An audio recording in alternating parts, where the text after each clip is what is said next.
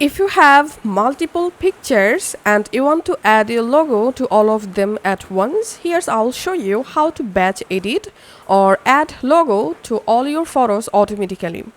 First of all, go to your Photoshop and open any of the photo. And then go to Window and enable Actions. Here we have to create a new set. So click on this folder icon and set name I'm giving here logo and OK.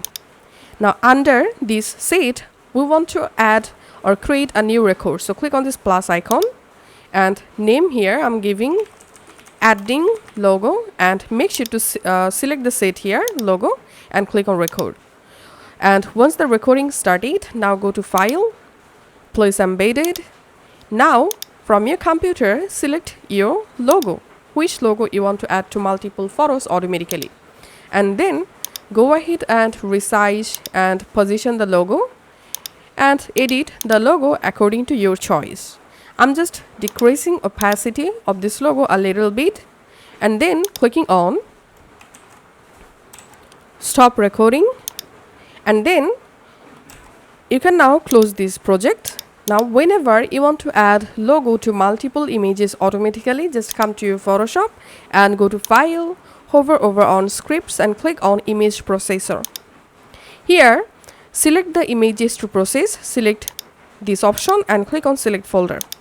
Now navigate to the folder which folder contains your all images and then select the folder and click on OK. And then select location to save processed images, select this option and click on Select Folder. Now select the folder in which folder you want to export all of your add date images. I'm selecting this processed images folder and clicking on Select. And then make sure to enable Save as JPEG option and quality I'm giving 10.